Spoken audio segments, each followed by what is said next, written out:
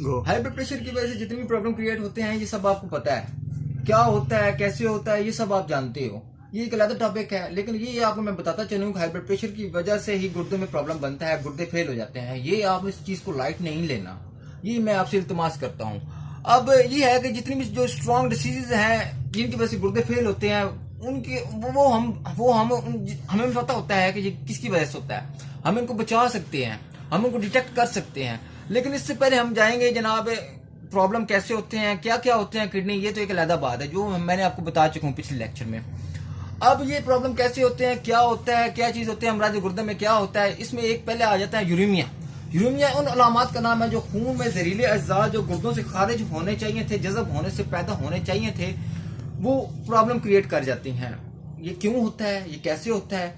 गुर्दों और उनकी नालियों के अमराज जिनसे रुकावट पैदा हो जाए और पेशाब का रुका रहना, इस प्रॉब्लम में सम टाइम मरीज का जो जिस्म होता है उसके बाद हिस्से फूल जाते हैं, मरीज का जी मतलाता है, कै आने लग पड़ती है।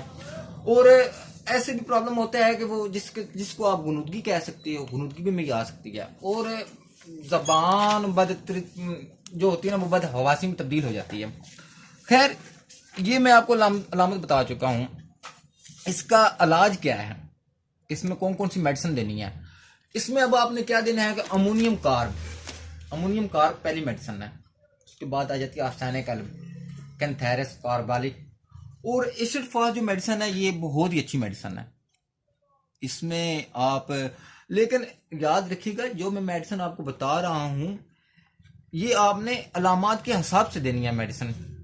पेशेंट को आपने अलामत के हिसाब से मेडिसिन देनी है। यूरेनियम नाइट्रिकम भी आ जाती है इसमें, टेरिबेंथीना भी आ जाएगी, और उसके बाद काली नाइट्रिकम, इसको आपने लाजमी स्टडी करना है। ये मैं डॉक्टरों के लिए बता रहा हूँ। अब गुर्दों की सोजन की तरफ आ जाते हैं, गुर्दे सूज क्यों जाते हैं, ये सब आप पीछे आप सुन चुके हैं। इसमें मेडिसिन कौन कौन सी आती हैं? जिंजिबर क्यू वो लाजमी आपने देखना है, लेकिन ये जो जिंजिबर क्यू मैंने आपको मेडिसिन बताई है इसकी आपने लामते पहले स्टडी कर देनी है। एपस मेलिफिका, फास्फोरस और उसके बाद कैंथेरस, ये अगेन आ जाती है। और वेसिकेरिया क्यू जो है मेडिसिन, ये आपने इसको लाजमी स्टडी करना है कि ये कैसी है। ये पेशाब आवर, एक एलोपैथिक में भी कई मेडिसिन होती हैं जो पेशाब आवर होती हैं, जिसमें अब आप ले जाते हैं लासिक्स, ये इस टाइप की मेडिसिन, बहुत सारी मेडिसिन होती हैं। खैर ये जो मैंने मेडिसिन आपको बताई है ना वेसिकेरिया क्यू, ये पेशाब आवर होती है, इस पे आपने लाजमी स्टडी करनी है।